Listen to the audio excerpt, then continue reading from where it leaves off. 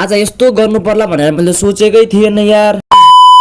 Hello guys, चाहे हजुरहरु पनि सन्चै हुनुहुन्छ, म पनि सन्चै छु। बिहान बिहानै किन तिर्खको लाग्दिरा यार। मेरो पालो मैले त 2-3 गिलास पानी त्यसपछि त घट लागेर खान थालिहाले। के खान्छु तर पानी नै पुग्दैन यार। 4 गिलास जति खाइसके तर पनि पानी नै पुगिरा छैन यार। के भयो यार। अब धेरै खानु हुन्न भनेर मैले पानी खान चाहिँ बन्द गरिदिए। त्यसपछि त रट्टो लागेर जिमाना थालिहाले नि मैले पनि। जिम भी मलाई 50 नहानिकन त कम्मै लाग्दैन यार। त्यसपछि त बडी पनि यताउता फुलाउन थाले। मा के हो फुल्या पनि जस्तो देखियो यार। यस्तो कुरालाई साइड राख। त्यसपछि चाहिँ मैले बिहान बिहानै गएर उठेर ल्याएर आएँ। मेरो सबै सुक मैले नल्याउनु त कुरै भएन। आएको दुध सबै मैले भाँडामा खनाएँ। सोच्नु होला भाँडामा किन खनाए यसले भनेर। आज साउनी 15 हो नि त, त्यही भएर। हजुरहरूले पनि साउनी 15 बनाउनु भएको भएन कमेन्ट गर्नु है त। साउनी 15 हो तर पनि यार काममा जाउँ कि नजाउँ भइरा मलाई यार। यस्तो अल्छी गर्नु हुन भनेर म त चल्लिए काममा। पछि पुगिहाले म पनि पसल। मेरो चाहिँ पसल रहेको छ न्यू रोड मार्केटको फर्स्ट फ्लोरको A11 मा हो। हजुरहरूलाई नै के जेन्ट्सको आइटम चाहिएको छ आउन सक्नुहुन्छ। तपाईहरुलाई होलसेल चाहिएको छ भने होलसेल पनि हामीकोमा हुन्छ। तर मलाई 1 पिस 2 पिस नै चाहिन्छ भनेर आउनुहुन्छ भने त्यो पनि पाइन्छ हामीकोमा। अब हामी भोलि भेट्नेछौँ। That's it for today and tata and bye bye.